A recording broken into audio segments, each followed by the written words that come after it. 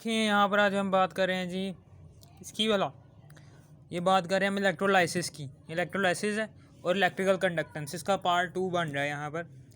ठीक है ना, कुछ अधूरी बातें थी जो मैं आज पूरा करूँगा, जो कि ये है कि ठीक है ना, यहाँ पर इलेक्ट्रोड है, नेगेटिव इलेक्ट्रोड जो सा एनोड होता है। पहली वीडियो ज़रूर देखनी है, जब वो नहीं देखेंगे तो आपको इस वीडियो की समझ नहीं आएगी। ठीक है ना, ये एनोड है, ये कैथोड है। एनोड इसलिए है क्योंकि पॉजिटिव टर्मिनल के साथ कनेक्ट है। कैथोड इसलिए क्योंकि ये नेगेटिव टर्मिनल के साथ कनेक्ट है। जब इसमें से करंट गुजरता है, पॉजिटिव टर्मिनल से करंट होता हुआ नेगेटिव टर्मिनल की तरफ बहता है। लेकिन आपने तो यहाँ पर भाई नेगेटिव टर्मिनल से एक करंट बह रहा है, ये करंट थोड़ी है, तो इलेक्ट्रॉन है। इलेक्ट्रॉन जो है वो हमेशा करंट के मुखालिफ सिमत में बहते हैं। ठीक है ना, यह हमेशा याद रखना कि करंट अगर पॉजिटिव से नेगेटिव जा रहा है तो जो उनसे इलेक्ट्रॉन्स हैं वो नेगेटिव से पॉजिटिव की तरफ सफ़र करेंगे। ठीक है, समझ आ गई आपको? ये है सारी गेम, यही है। अब उसके बाद क्या होगा, यहाँ पर NaCl है, हमने एक इलेक्ट्रोलाइट लिया हुआ है, वो पानी के अंदर मिलाया हुआ है। ये पानी है सारा, NaCl और पानी। जब इसमें से करंट गुजरता है, तो क्या होता है, ये NaCl जो उनसे है ये टूट जाता है आयंस के अंदर, Na+ और Cl नेगेटिव। ये आयंस जो उनसे Na+ आयंस हैं, फिर पॉजिटिव चार्ज नेगेटिव चार्ज की तरफ जाएगा। थोड़ा पर नेगेटिव चार्ज होता है क्योंकि नेगेटिव टर्मिनल के साथ कनेक्ट है। जब ये सोडियम आयन नेगेटिव कैथोड की तरफ जाएगा, ठीक है ना, और ये क्लोराइड पर नेगेटिव चार्ज है, तो ये पॉजिटिव कैथोड पॉजिटिव इलेक्ट्रोड की तरफ जाएगा, यानी कि एनोड की तरफ जाएगा। ठीक है, समझ आ गई, ये चले गए। अब यहाँ पर जो से रिएक्शन होते हैं वो यहाँ पर लिखे हुए हैं कि क्लोराइड आयन जो से हैं ये 2 हो जाती हैं। वहाँ पर 2 क्लोराइड आयन जाते हैं, ये क्लोराइड आयन 2 गए। इन्होंने एक एक इलेक्ट्रॉन दे दिया, और हमेशा याद रखना कि क्लोरीन जो सा होता है ना, ये क्लोराइड आयन जिस पर नेगेटिव चार्ज है, इसका मतलब क्या है, इसने इलेक्ट्रॉन लिया है। इसने इलेक्ट्रॉन लेने की वजह से, ठीक है ना, इस पर नेगेटिव चार्ज आया है। इसने उधार लिया होगा तभी तो इस पर नेगेटिव चार्ज है, जिसकी वजह से पहले इसके 7 इलेक्ट्रॉन थे, अब इसके कितने हो गए वैलेंस शेल में, 8 इलेक्ट्रॉन। जैसे इसने एक इलेक्ट्रॉन मज़ीद खारिज किया, इसने Cl नेगेटिव ने इलेक्ट्रॉन खारिज किया, इस Cl नेगेटिव ने भी ठीक है ना इलेक्ट्रॉन खारिज किया, तो ये क्या बन गया, फ्री रेडिकल्स। ये फ्री रेडिकल्स बन गए। यहाँ पर अब वैलेंस शेल में ओड ताक अदद है, यानी कि इलेक्ट्रॉन्स जो से हैं वो ओड नंबर में मौजूद है, इसका मतलब क्या है, ये हाईली रिएक्टिव है, ये जल्दी से रिएक्शन करेंगे। ये अनस्टेबल हैं, ये जल्दी से रिएक्शन करेंगे फौरी, तो ये क्या करेंगे, ये आपस में मिल जाएंगे। जैसे ये आपस में मिलेंगे तो Cl2 गैस बना देंगे, क्लोरीन गैस। ठीक है ना, क्लोरीन गैस बना लेंगे। ये अपनी तरह ये ना, ये क्या करते हैं, ये नॉन पोलर कोवलेंट बॉन्ड बनाते हैं, जिसकी वजह से यहाँ पर क्लोरीन गैस बन जाती है। यानी कि अपने जो उनसे वैलेंस इलेक्ट्रॉन्स है ना, यानी कि ये भला क्या करते हैं, ये नॉन पोलर कोवलेंट बॉन्ड है, ये ऐसे करके बनाएंगे। ये देखें, ये है जी न्यूक्लियस, ये ठीक है ना, इसके वैलेंस शेल में भी 6 है, ये देखें। ठीक है, इसके वैलेंस शेल में भी ऐसे करके हैं 6 7, 1 2 3 4 5 6 7। इसके वैलेंस शेल में भी 7 है, इसके वैलेंस शेल में भी 7 है। ठीक है, और इन्होंने बॉन्ड बनाया हुआ है। ये इलेक्ट्रॉन क्या करेंगे, ये इलेक्ट्रॉन इसके भी वैलेंस शेल में जाएंगे और इसके भी वैलेंस शेल में जाएंगे।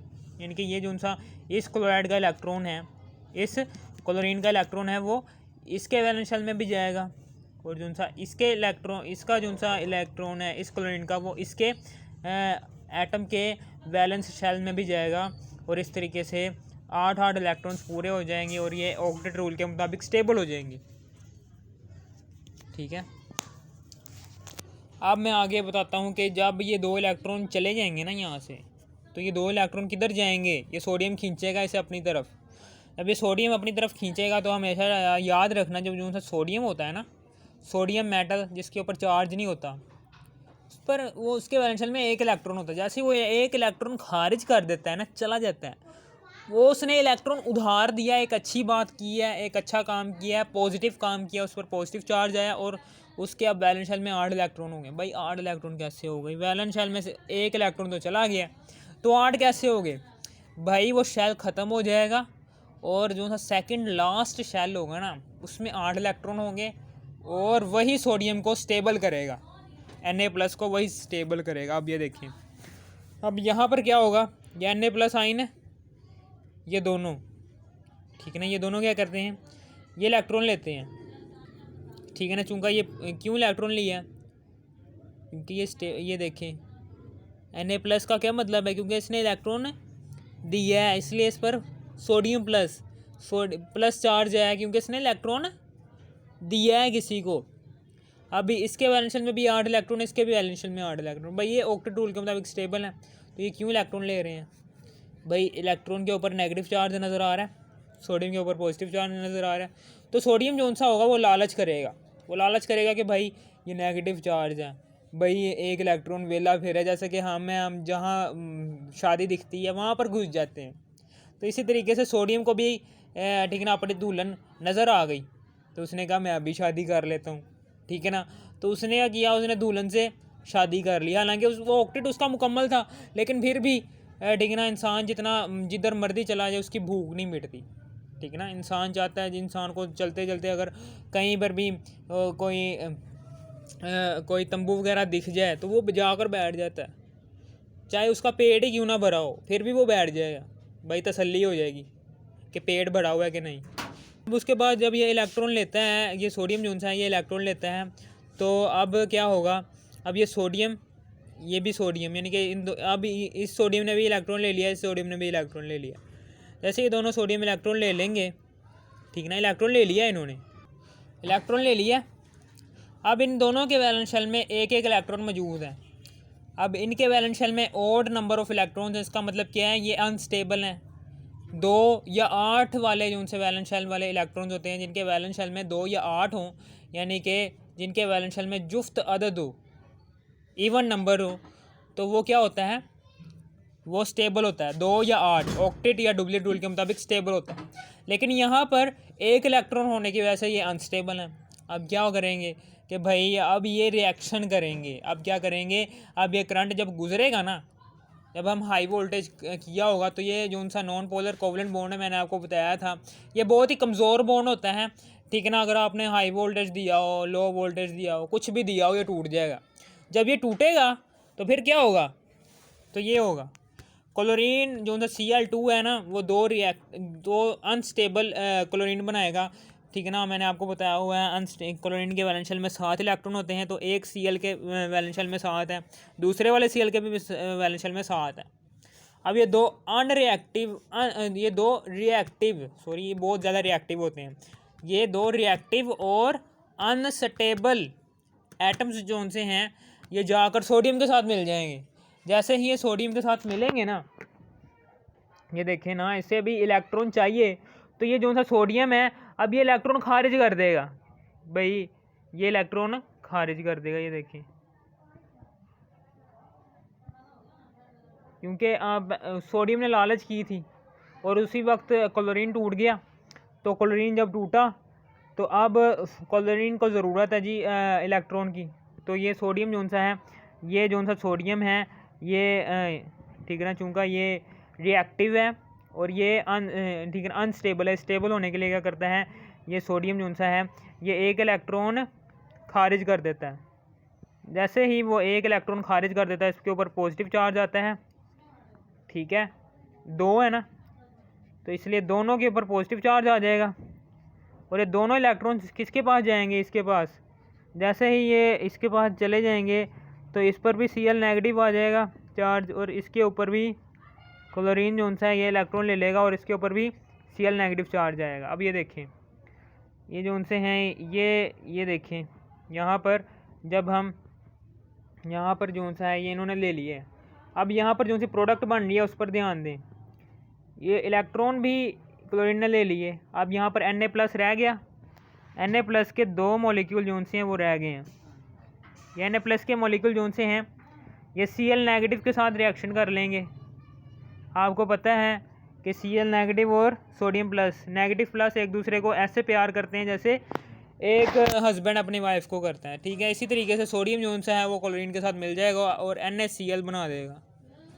समझ आ गई आपको? ये मैंने अब थोड़ा सा बताना था आपको कैसे NaCl बन रहा है, वो ऐसे NaCl बन रहा है। ठीक है, समझ आ गई? Na+ और Cl नेगेटिव। सोडियम के भी वैलेंस शेल में 8 इलेक्ट्रॉन है, क्लोरीन के वैलेंस शेल में भी 8। सोडियम के आयन के ऊपर भी सोडियम आयन में भी 8 इलेक्ट्रॉन मौजूद है ऑक्टेट रूल के मुताबिक। ये भी स्टेबल है। क्लोराइड जो सा है इसमें भी 8 इलेक्ट्रॉन प्रेजेंट हैं। Na+ में भी 8 इलेक्ट्रॉन प्रेजेंट है, ये स्टेबल हैं। इन्होंने बस आपस में एक बॉन्ड बनाया हुआ जिसे हम कहते हैं को आयनिक बॉन्ड। ठीक है ना, इस तरीके से दो NaCl बनते हैं। ठीक है, समझ आ गई आपको? ये है। अब हम यहाँ पर आए थे इलेक्ट्रिकल कंडक्टेंस में। इलेक्ट्रिकल कंडक्टेंस में मैंने आपको बताया था कि इलेक्ट्रिकल का मतलब होता है इलेक्ट्रिसिटी और कंडक्टेंस का मतलब होता है कंडक्टर।